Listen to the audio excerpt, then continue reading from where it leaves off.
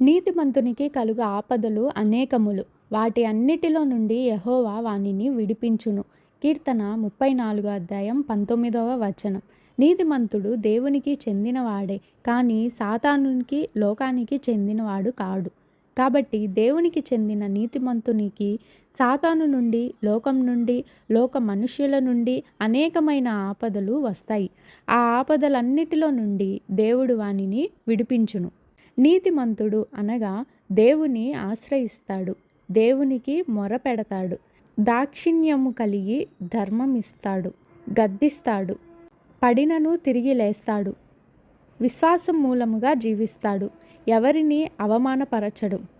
నా ప్రియ నేస్తమా, సువార్తను నమ్మి యేసునందు విశ్వాసం ఉంచుట ద్వారా తన కృపను బట్టి ఉచితముగా నీతిమంతునిగా తీర్చబడి ఈ లోకంలో యథార్థంగా, నీతిగా, పరిశుద్ధంగా క్రీస్తు సాక్షిగా జీవిస్తున్న నీకు అపవాది నుండి, నీ స్వజనుల నుండి, కపట సహోదరుల నుండి, భక్తిహీనుల నుండి, అన్యజనుల నుండి అనేకమైన ఆపదలు కలుగుతాయి.